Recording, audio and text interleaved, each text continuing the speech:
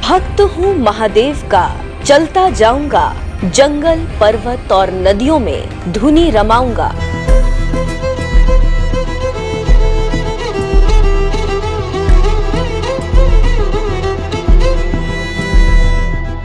आज महादेव के ऐसे रहस्य के बारे में बताना है जो रुद्रप्रयाग से 5 किलोमीटर दूर एक गुफा में विद्यमान है। वही गुफा जिसका 4 धामों में शामिल शिव के सबसे पावन स्थल केदारनाथ से नाता है। वही गुफा जिसका पांडवों से संबंध है। वही गुफा जिसके बारे में प्रसिद्ध है यहाँ लाखों स्वयंभू शिवलिंग आज भी मौजूद हैं।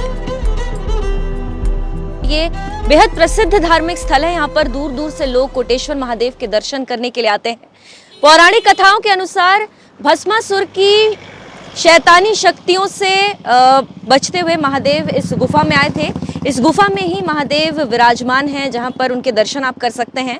तो रुद्रप्रयाग से लगभग 5 किलोमीटर की दूरी पर स्थित है कोटेश्वर महादेव का मंदिर, जहां हम अभी आपको लेकर चल रहे हैं। तो चलिए इस सफर की शुरुआत करते हैं और चलते हैं कोटेश्वर महादेव मंदिर की ओर।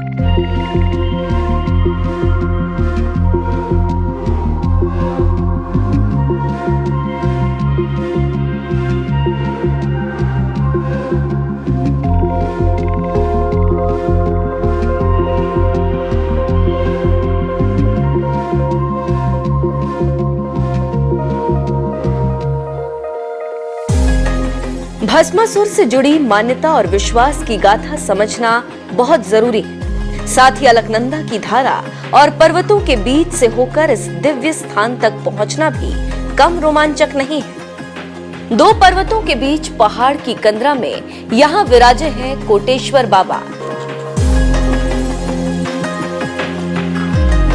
देवप्रयाग से श्रीनगर की तरफ बढ़ते हुए जहां जहां से अलकनंदा नदी आगे बढ़ती है, उसी रास्ते के साथ चल रही सड़क पर यात्रियों को भी आगे बढ़ना होता है।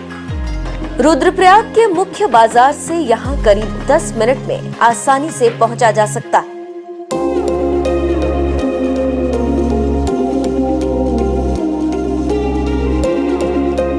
मंदिर के बाहर बोर्ड लगा है, यहीं बाहर गाड़ी खड़ी की जाती है। इसके नीचे करीब 300 मीटर की यात्रा पैदल करनी पड़ती है। यहीं पर पूजा सामग्री की दुकानें हैं। नीचे जाने के लिए करीब 250 से ज्यादा सीढ़ियां बनाई गई हैं। इन सीढ़ियों से नीचे उतरना मुश्किल नहीं है, लेकिन ऊपर चढ़ना जरूर थकान पैदा कर देता है।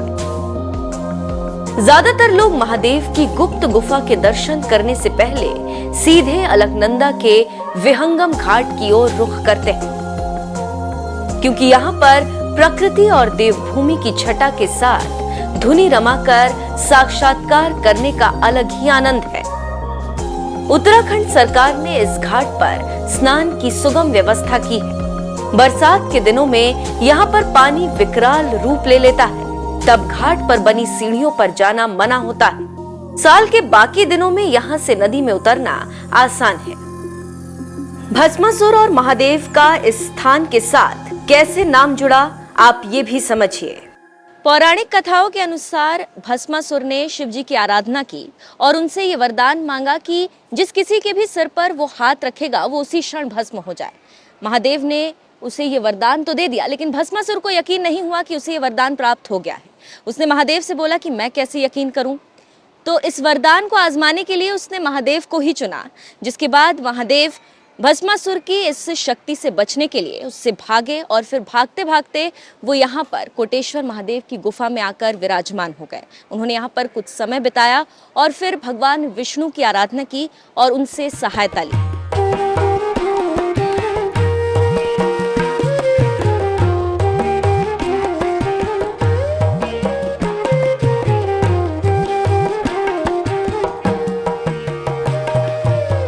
कोटेश्वर महादेव की गुफा अलकनंदा नदी के ठीक सामने पहाड़ की कंदरा में है। गुफा के बाहर पर्वतों से मोतियों के जैसे जल की धारा लगातार टपकती रहती है। गुफा के अंदर जाने पर वहां काफी फिसलन मिलती है। यहाँ कैमरे से शूट करना काफी मुश्किल हो जाता है। पानी के बीच श्रद्धालु तेल या घी चढ़ाते हैं तो गुफा के अंदर फिसलन बढ़ जाती है।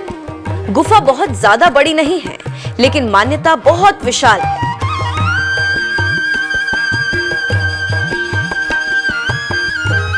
लोगों का विश्वास है कि यहाँ महादेव का स्वयंभू विशाल शिवलिंग है। यही नहीं, मुख्य शिवलिंग के अलावा इस गुफा के अंदर लाखों शिवलिंग होने के दावे भी किए जाते हैं। अलकनंदा नदी से जल लाकर इन शिवलिंग में चढ़ाने की मान्यता है। कहा जाता है यहाँ जल चढ़ाने से इंसान पाप मुक्त हो जाता है और जो लोग निसंतान हैं उन्हें संतान सुख मिल जाता है। यह है कोटेश्वर महादेव की गुफा। ज्यादातर दर्शनार्थी जो 4 धामों की यात्रा करने के लिए निकलते हैं वो अक्सर यहाँ पर जरूर दर्शन करने आते हैं और फिर यहाँ से आगे बढ़ते हैं। यहाँ पर भगवान शिव भस्मासुर से बचते हुए इसी गुफा में आकर विराजमान हुए थे और यहाँ पर जो शिवलिंग है वो प्राकृतिक रूप से निर्मित शिवलिंग बताई जाती है।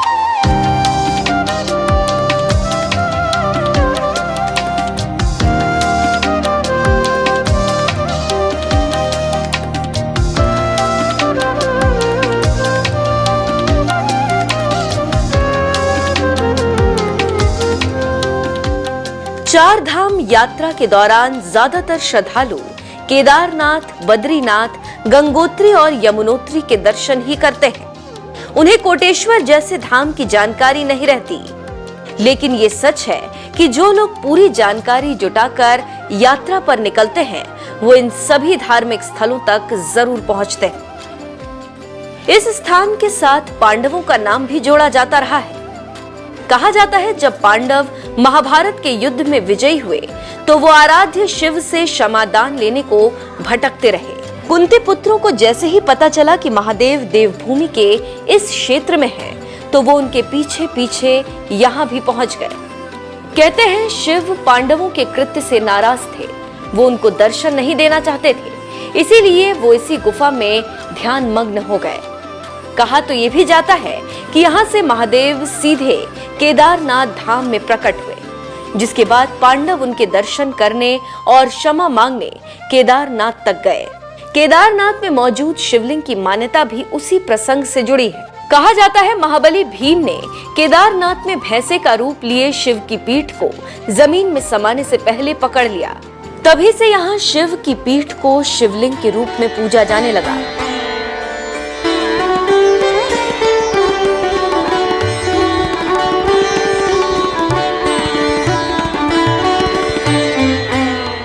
केदारनाथ की कथा के बीच आपको बता दें कि कोटेश्वर महादेव में गुफा के ऊपर बड़ा परिसर है, जहां भोलेनाथ का मंदिर, पार्वती, गणेश और बजरंगबली की मूर्तियां विराजित हैं। महाशिवरात्रि के दिन यहां पर विशाल मेले का आयोजन किया जाता है। ऐतिहासिक साक्ष्यों के मुताबिक कोटेश्वर महादेव मंदिर का निर्माण 14वीं शताब्दी में किया गया था। 16वीं और 17वीं शताब्दी में मंदिर के पुनः निर्माण के सबूत मिलते हैं। अगर आप भी 4 धाम की यात्रा पर जाने का प्लान बना रहे हैं तो कोटेश्वर महादेव को भी अपनी लिस्ट में शामिल करें। यकीन मानिए आपको आध्यात्मिक सुकून के साथ साथ प्राकृतिक रूप से भी आनंद की अनुभूति होगी।